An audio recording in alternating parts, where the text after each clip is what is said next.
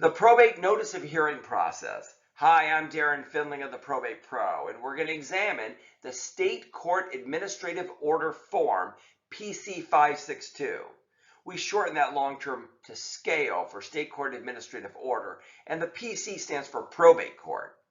When you're making a request of the court, asking the court for relief or asking the court to do something, you don't just pick up the phone and call the courthouse and make that request.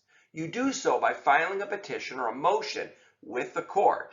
When you do that, you file the petition, you pay the requisite filing fee, you then serve that petition with a hearing date that the court provides to you through a notice of hearing, you give the other parties an opportunity to respond, you file a proof that you did that service, and then, of course, you have your day in court. You have your opportunity to present your matter in front of the judge.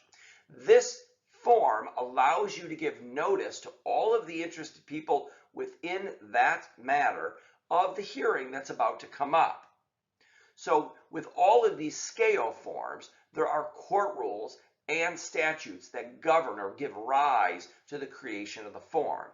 In this particular case, I've highlighted in the bottom right corner the various statutes and court rules that apply to this particular form. So let's cover them. 700.1401 is the general rule in probate proceedings for purposes of giving notice of these hearings of a pending matter. The general rule provides that you must give notice to all of the interested persons as defined under the statute and court rule. The court rule is 5.125. For each particular hearing, there can be different interested people. So you have to really understand who you're responsible to give notice to. And within that rule, you can mail by first-class certified or registered mail the petition and the notice of hearing at least 14 days in advance of the hearing. You can also personally serve or have it caused to be personally served upon the interested parties as long as at least 7 days have been given for a window before the hearing date. The court can also allow publication to occur in the event that some of the whereabouts of some of those interested persons are unknown. And this happens sometimes in probate court because family members are not aware of where other family members may be. And after you've given the court sufficient evidence to show that you've tried and you're unable to locate the whereabouts of another person, the court may allow you to publish for the whereabouts of those individuals.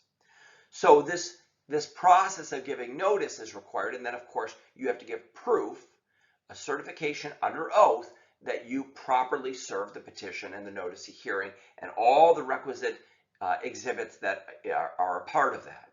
Now there are some court rules and other statutes that are referenced here.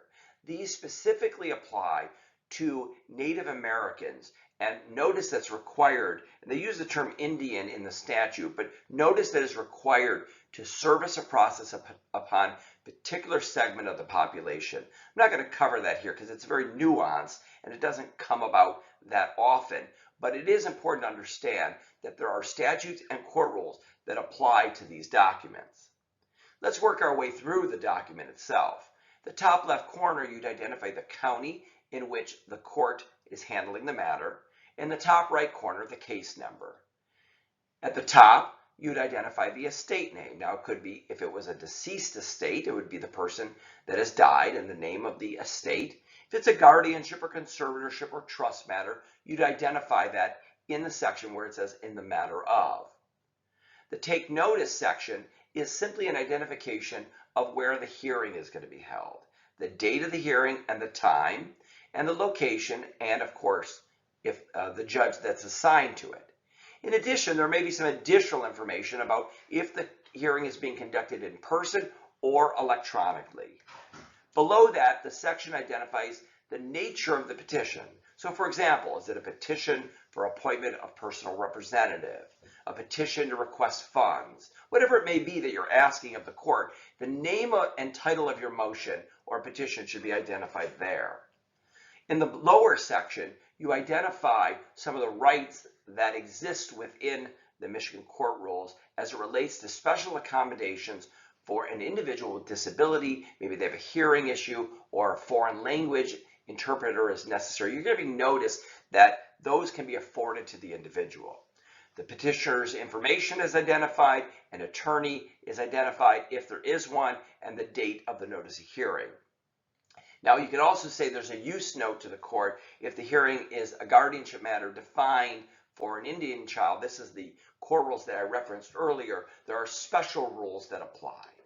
So it's really critical that you fill this form out correctly and then not only send the notice of hearing, but the petition and related documents to give notice to all the interested parties within that petition or motion of the affairs that are going on with the court, and do so in a timely manner. And then, of course, make sure you follow the proof of service process to ensure you filled out that form correctly, because it's really frustrating to get to court, be prepared, take time off work, show up with attorneys to only learn that service wasn't done correctly and that they're going to adjourn the hearing.